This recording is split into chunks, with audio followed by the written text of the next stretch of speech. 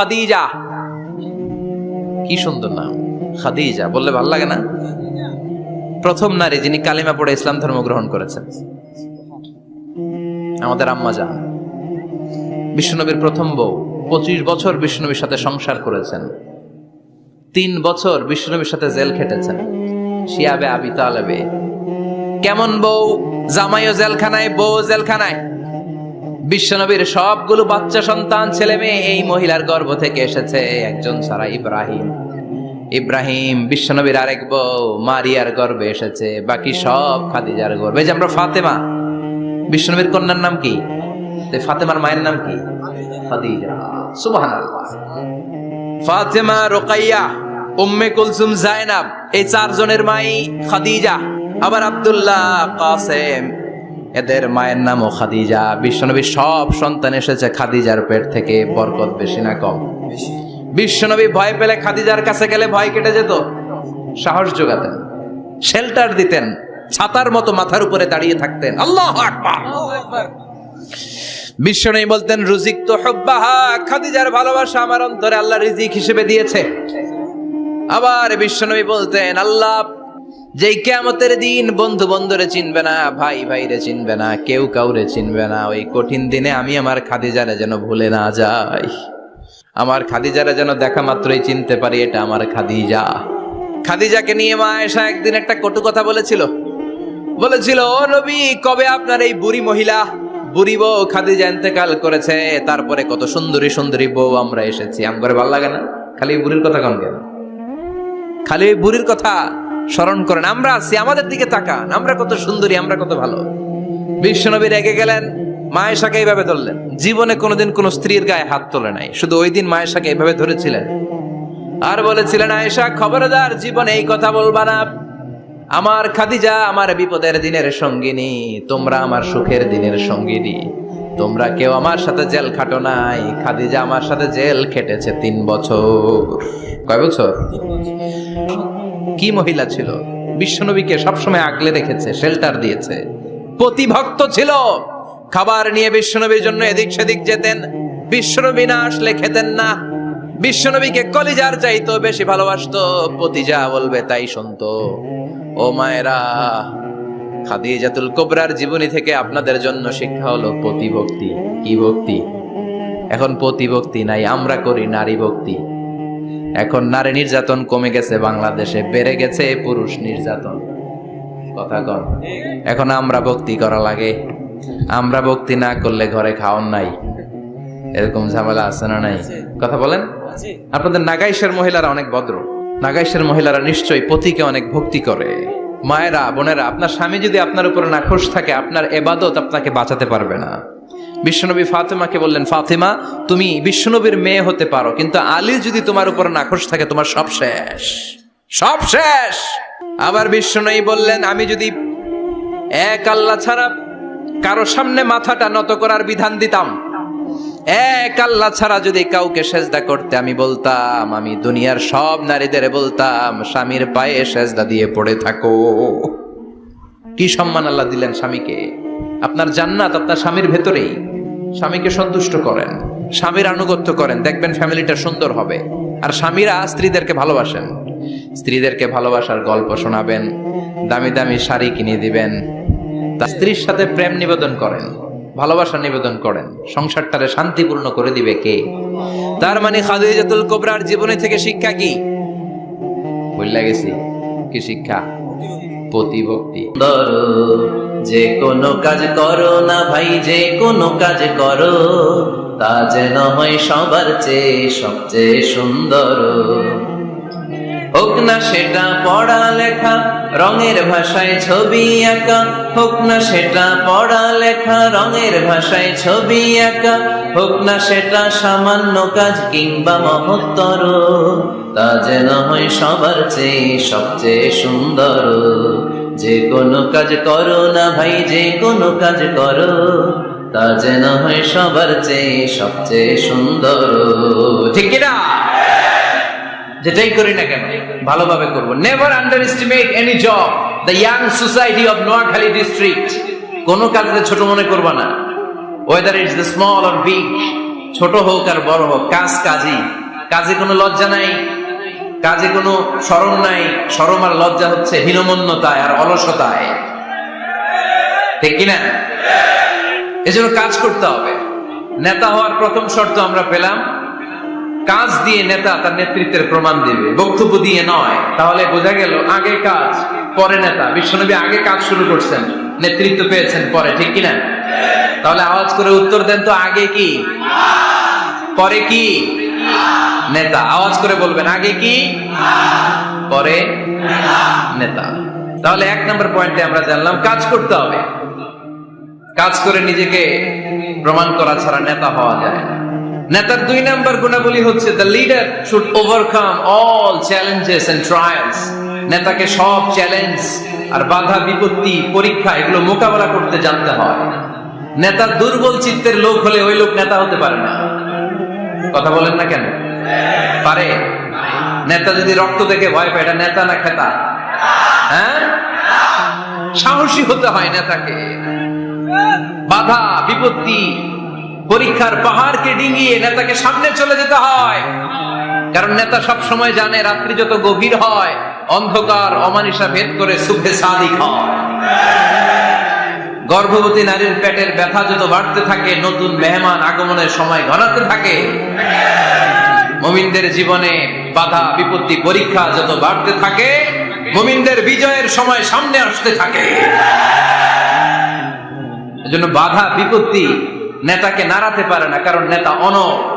নেতা কোনো কিছুতে টলে না, নেতা অটল। সে সব ধরনের বাধা বিপত্তি চ্যালেঞ্জকে দুমড়ে মুচড়ে সামনে যায়, সেই নেতা। আওয়াজ করে বলেন ঠিক কিনা? তাহলে 2 নম্বরে আমরা জানলাম নেতাকে পরীক্ষা দিয়ে নেতা হতে হবে। পরীক্ষা দেওয়া ছাড়া নেতা হওয়া যাবে? পরীক্ষায় পাশ করলে তবেই নেতা, ঠিক কিনা? এই কোরআন আমাদেরকে তাই জানিয়েছে। সাইয়েদনা ইব্রাহিম আলাইহিস সালামকে আল্লাহ বললেন, ইব্রাহিম তোমাকে অনেকগুলো বিষয় আমি পরীক্ষা করব, যদি পরীক্ষায় পাশ করতে পারো তাহলে তুমি নেতা। তাহলে তুমি কি? وَإِذِ ابْتَلَى إِبْرَاهِيمَ رَبُّهُ بِكَلِمَاتٍ فَأَتَمَّهُنَّ قَالَ إِنِّي جَاعِلُكَ لِلنَّاسِ إِمَامًا। সুবহানাল্লাহ পড়েন। আল্লাহ বললেন, ইব্রাহিম অনেকগুলো বিষয় আমি তোমারে পরীক্ষা করব। সাইয়েদনা ইব্রাহিম সবগুলো পরীক্ষায় উত্তীর্ণ হলেন। ফলস্বরূপ খুশি হয়ে আল্লাহ বললেন, ইব্রাহিম আমি তোমারে গোটা বিশ্বের সবার জন্য নেতা বানায়া দিলাম। আল্লাহ puts Ibrahim in some trials and he successfully overcome all the trials he faced. Allah said, Ibrahim, I'm gonna make you the leader. Ibrahim 5টা পরীক্ষা নিয়েছি তোমার জীবনে, বড় বড় পরীক্ষা, অগ্নি পরীক্ষা। সবগুলো পরীক্ষায় যেহেতু তুমি গোল্ডেন এ প্লাস, তোমারে আমি রেজাল্ট স্বরূপ নেতা বানায় দিলাম। সুবহানাল্লাহ কইতে বললেন না? তাহলে নেতা হতে হলে পরীক্ষায় পাশ করা লাগে। বিপদ আপদ বাধা বিপত্তিকে দুমড়ে মুচড়ে পাহাড় সম বাধাকে থোড়াই কেয়ার করে নেতা সামনে চলে যায়, তিনি আমাদের নেতা। চিল্লায় বলেন ঠিক কিনা? তাহলে 2য় পয়েন্টের আলোকে আমরা যদি আল্লাহর হাবিব সাল্লাল্লাহু আলাইহি ওয়াসাল্লামের জীবনীটা একটু ক্রস চেক করি, একটু ডাবল চেক করি, তাহলে দেখবো যে আল্লাহ রাসূল সাল্লাল্লাহু আলাইহি ওয়াসাল্লামের জীবনী যদি আমরা পড়ি, আমরা দেখবো যে ওনার জীবনীতে, ওনার জীবনে পরীক্ষা বাধা বিপত্তি এগুলো ছিল কি ছিল না? ছিল। কম না বেশি? এমন কোন আযাব অত্যাচার জুলুম নির্যাতন নাই যেটা আমার নবী সহ্য করে নাই, ঠিক কিনা? যখনই কোরআনের তাফসীর করতো তখনই হাততালি শুরু হয়ে যেত। যখনই কোরআন তেলাওয়াত করতেন তখনই শীষ দিয়ে ডিস্টার্ব করা শুরু হয়ে যেত। যখনই নামাজে দাঁড়াতেন ওটের পচা নারী বুড়ি আমার নবীর ঘাড়ের উপরে চাপিয়ে দেওয়া হতো। এখনো দেয়? সিস্টেম একই, ভার্সন পাল্টায়। The system is same but the version is different, ঠিক কিনা? ওই সময় গালি দিত, এখনো গালি দেয়, আছে না নাই? ওই সময় আমার নবীরে গালি দিত পাগল, গালি দিত কবি, বলে দিত গণক, বলতো লেস কাটা। এখনো গালি আছে না নাই? কি গালি দেয়? রাজাকার। হ্যাঁ, রাজাকারের লিস্ট নিয়েও কিলাকিলি দেশে আছে না নাই? তো গালি আছে, এখনো আছে, এখনো দেয়। তবে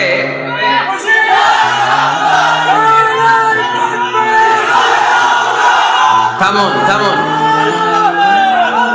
গালি তখনও ছিল, এখনো আছে, গালির ভার্সনটা একটু ডিফারেন্ট, ঠিক কিনা? তাই গালি শুনে কি মুমিন থমকে যাবে? থমকে যাবে মুমিন? নেতা সব বাধা বিপত্তি মাড়ি এসে সামনে যায়, তিনি নেতা। যার জ্বলন্ত প্রমাণ আমার প্রিয় নবী মক্কা থেকে 80 কিলোমিটার দূরে তায়েফের ময়দানে গেলেন জমি কেনার জন্য, তাই না?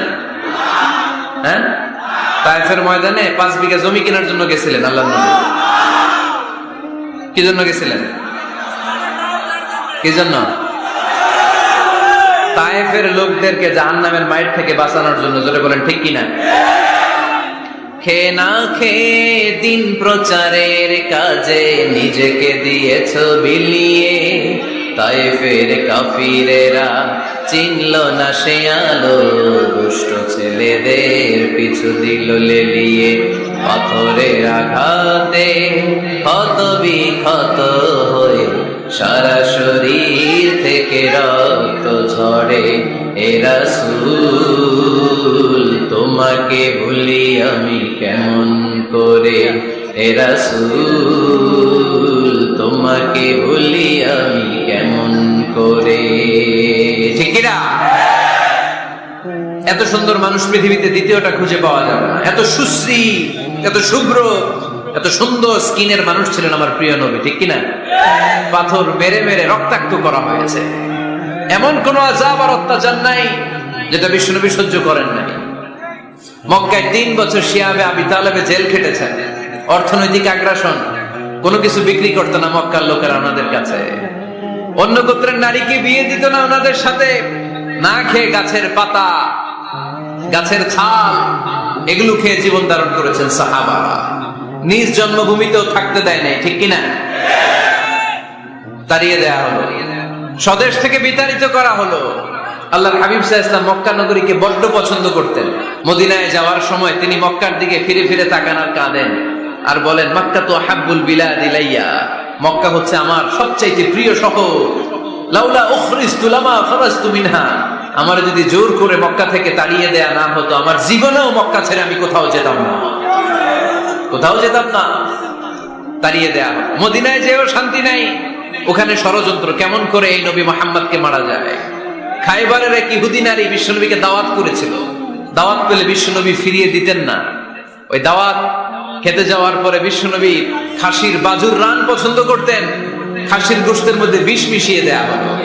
বিশ্বনবী বিষে আসক্ত হয়ে, বিষে বিষাক্ত হয়ে শেষ নিঃশ্বাস ত্যাগ করেছেন। বিশ্বনবী ইন্তেকালের আগে বলেছেন যে খাইবারের ওই বিষের ব্যথা আমি এখনো টের পাচ্ছি। আমার নবীর মৃত্যু ছিল শহীদি মৃত্যু, চিল্লায় বলেন ঠিক কিনা?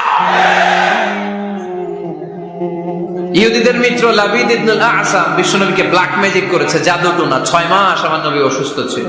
আযাব, অত্যাচার, বাধা, বিপত্তির এমন কোন ধরন নাই, এমন কোন ভার্সন নাই যেটা আমার নবী সহ্য করে নাই, ঠিক কিনা? তাহলে নেতা হতে হলে দৃঢ় মনোবলের হতে হবে। দুর্বল চিত্তের লোক কখনো নেতা হতে পারে না। আপনি যদি নেতা হতে চান, আপনাকে পাহাড় সম বাধা বিপত্তিকে ডিঙিয়ে সামনে যাওয়ার প্ল্যান প্রোগ্রাম আগে থেকেই করে রাখতে হবে, ঠিক কিনা? তাহলে আপনি নেতা। Leader should overcome all the challenges and trials he face in his life. তার জীবনে যত বাধা আসবে, যত বিপত্তি আসবে, সব মারিয়ে তাকে সামনে যেতে হবে, তাহলেই তিনি নেতা। তাহলে প্রথম পয়েন্টে আমরা জানলাম নেতা হবেন তিনি যিনি কাজে বিশ্বাসী, কথায় নয়। দ্বিতীয় পয়েন্টে আমরা জানলাম নেতা বিপদ দেখে ভয় পায় না। বিপদ দেখে ভয় পাইলে এটা নেতা। টায়ার পাংচার হইলে, সাইকেলের টায়ার পাংচার হইলে যদি লাভ দেয়, এটা কি নেতা? হ্যাঁ, বরং গ্রেনেড হামলা হলে দৌড়ে সেখানে যেয়ে দেখবে আমার কোন কর্মী সেখানে মারা গেল কিনা। এ হচ্ছে নেতা। He is the true leader, he is the charismatic leader. ট্রাকের টায়ার পাংচার হইলে লাভ দিল, এটা তো নেতা না। নেতাকে দৌড়ে যেতে হবে, সমস্যার গোড়া বের করতে হবে, বাধা বিপত্তিকে থোড়াই কেয়ার করবে নেতা, সেই আসল নেতা, ঠিক কিনা? দুইটা পয়েন্ট কি বুঝতে পারছেন আপনারা? মনোযোগ আছে না গেছে? কষ্ট হচ্ছে? শেষ করে দিব? শুনবেন আরো কিছু সময়? কখন আসছেন আপনারা?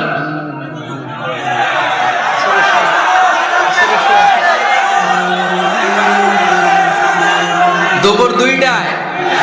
এত আগে কেন? জায়গা পাওয়া যায় না?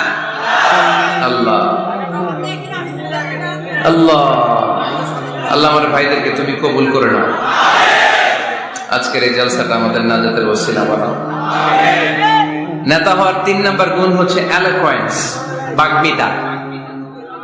বাগ্মিতা, কথা বলতে জানা লাগবে। কথা বলতে না পারলে নেতা হতে পারবে? কথা বলেন। নেতা হইলে ভাষণ দিতে জানা লাগে। নেতা যদি মাইক ধরার পরে হাঁটু কাঁপে, এটা কি নেতা? এটা কি? এটা নেতা না। আচ্ছা ঠিক আছে। তো নেতার ভাষণ জানতে হয়, বক্তব্য দিতে জানতে হয়। স্বাধীনতার স্থপতি বঙ্গবন্ধু শেখ মুজিবুর রহমান 7ই মার্চের ভাষণ দিয়েছিলেন রেসকোর্সের ময়দানে। ওই ভাষণ আজও কানে বাজে, ঠিক কিনা?